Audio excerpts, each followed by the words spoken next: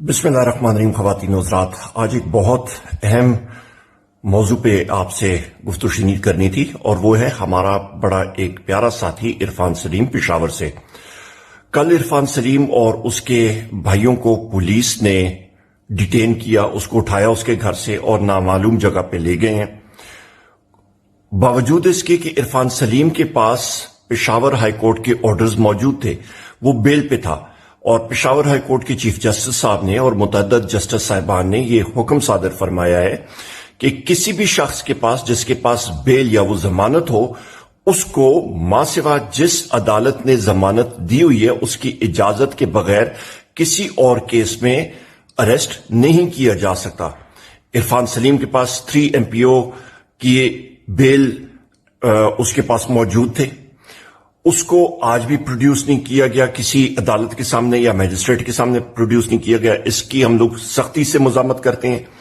मेरी अपील है chief justice Peshawar high court के सामने, पाकिस्तान की सारी अदलिया के सामने, कि आपके ऑर्डर्स पुलिस के अफसरान इस तरह या उसको फ्लॉन्ट कर रहे हैं, उसको तोड़ रहे हैं, उसको मलिया मेट कर रहे हैं, तो पीछे कायदा कानून कहां पे रहा?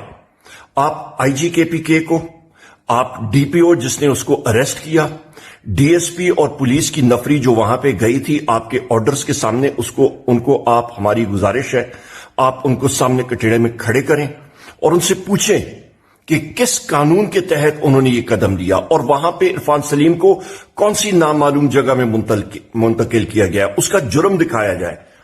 लिहाजा मेरी अदलिया से जो हमारी आखिरी होप है, हमारी आखिरी उम्मीद है, वो है पेशावर हाई कोर्ट की अदलिया।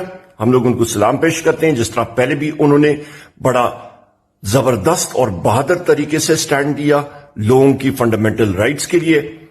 हमारी अपील है हमारे इरफान सलीम साहब और बाकी साथियों को बाजियाब कराया जाए और उनको कानून के मुताबिक, या उनके खिलाफ कोई चीज है तो कानून के मुताबिक, जो एक मुहज़्ज़ब एक मुल्क का तरीकेकार होता है, उसके मुताबिक लाया जाए। और पहले ही वो बेल पे हैं, सो लिहाजा कानून की पासदारी होनी चाहिए। बहुत बहुत शुक्रिया। अल्लाह ताला आप सबको अपने हिफ्ज़-ओ-मान में रखे। पाकिस्तान जिंदाबाद।